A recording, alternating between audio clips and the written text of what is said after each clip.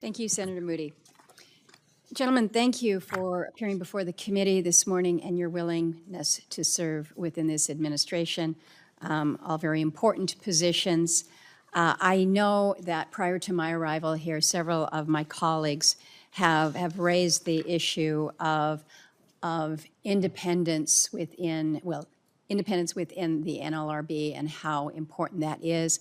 It's my understanding that in your presentations before the Health Committee staff, you reiterated your view that that the NLRB is truly designed and meant to be that independent agency.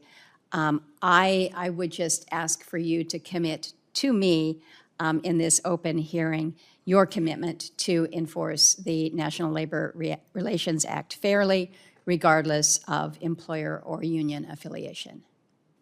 Mr. Murphy? I can easily make that commitment, Senator. That would be the only reason I would be at the National Labor Relations Board. Very good. Thank you. I appreciate that. Mr. Mayor? Yes, Senator, I commit to, if I'm confirmed, I commit to enforcing the law fairly and impartially. Very good. I appreciate that. We have some unique challenges when it comes to the Alaska workforce. A great deal of seasonality, whether it is within our fisheries industry, whether it's in our construction, our trades. It is an issue that is not unique to us, but maybe it's just a little more enhanced in this state. And so I put that before you as an issue that we pay attention to in making sure that seasonal and contract workers are also properly protected under the NLRA. Another issue that comes up in my state, perhaps more so than in others, is the relationship with tribes. We have half of all of the tribes in the country that are situated in Alaska. We have a number of tribes, and our Alaska Native corporations operate both public and private sector enterprises.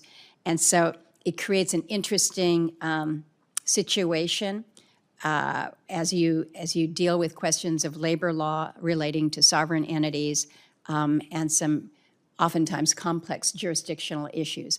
I don't expect either one of you to have the answer as to how you're going to navigate that, but I want to put it on your radar that these may occupy some of your time in recognizing that it's just a little different in how we navigate some of these issues. So if you can, again, just give me a commitment that you will be paying attention to them and recognizing the significance on a state like Alaska that is oftentimes somewhat unique in regards to these considerations with our workforce.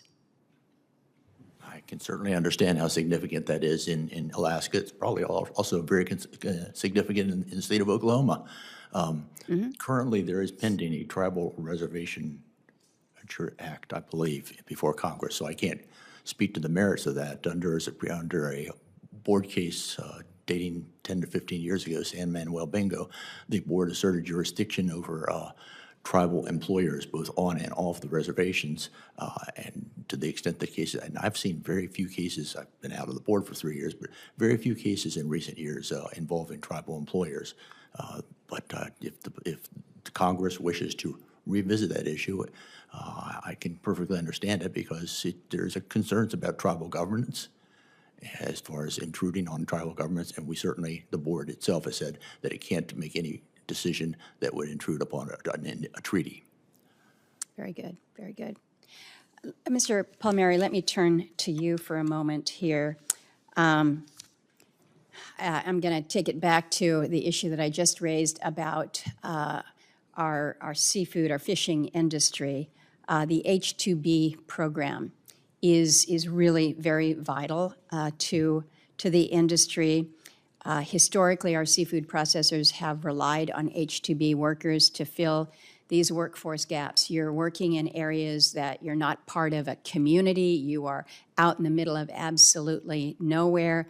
Oftentimes, you don't have amenities like internet. It is tough to find workers, and believe me, the industry bends over backwards to make sure that we can find every American who is willing to come out to these areas. And it's not necessarily pretty work. It's wet and it's slimy, and it's how we get our seafood to America. And we're very proud of it. But we do have a challenge, and have for some years. The H-2B program is oversubscribed. The processors depend on supplemental visas being issued for the pollock and the cod season that's coming up on us.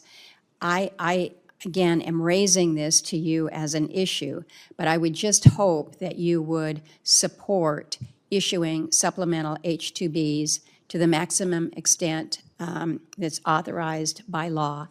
And it's not just a question of, or a matter of moving forward with the supplementals, but doing so in a timely manner. Because we've got seasons that don't necessarily mesh with anybody else's, causing us to be left behind when it comes to available visas. So should you be confirmed, I would hope that this is something that you would commit to working with us on, as well as the folks over at Department of Homeland Security, because it's a dual approval process. So what is already complicated has now become more complicated. So I don't know if you have any familiarity with it and you choose to comment now, or just give me your commitment.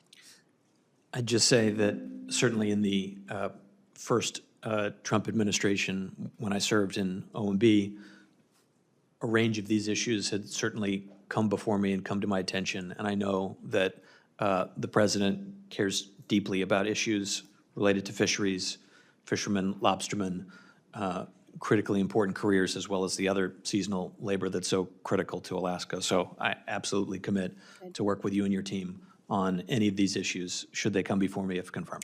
Well, thank you for that. We had a very constructive seafood summit between the Alaska delegation, some folks within the seafood industry, and Secretary Lutnick, Secretary Rollins, and Dr.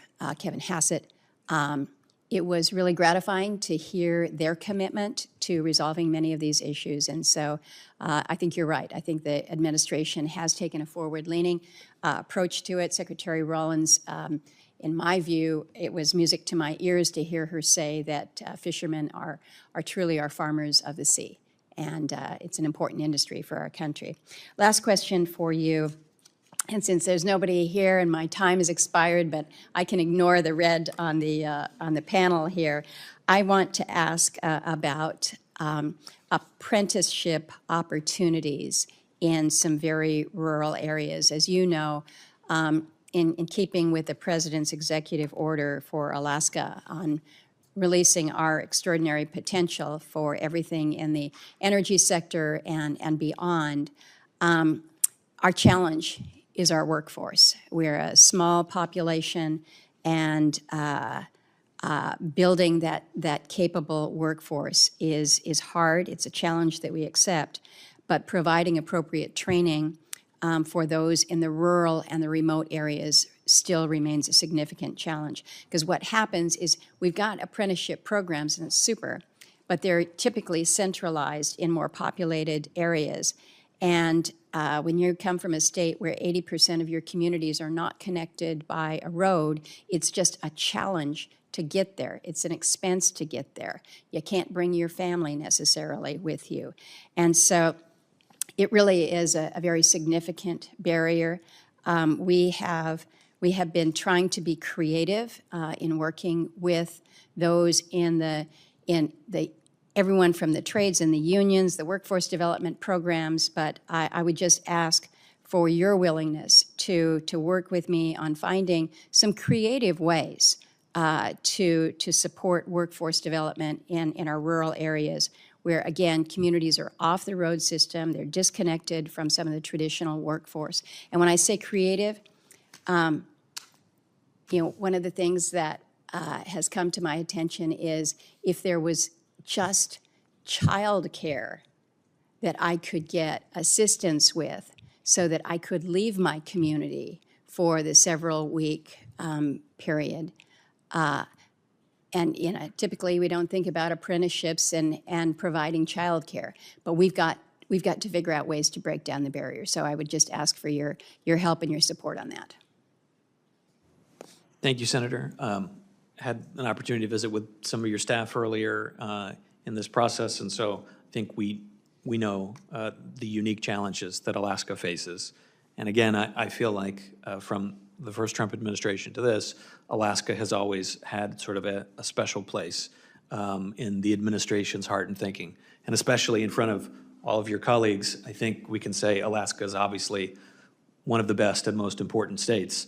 You got it. When addressing any and all policies. So I just say, I think I can speak freely and say that the unique challenges facing Alaska will be top of mind across the range of issues and industries that are important to the state, and that we commit to work with you and your team to be able to think through some of these creative opportunities to achieve the American workforce we want and the Alaskan workforce we want. Appreciate that. Gentlemen, thank you for your time this morning.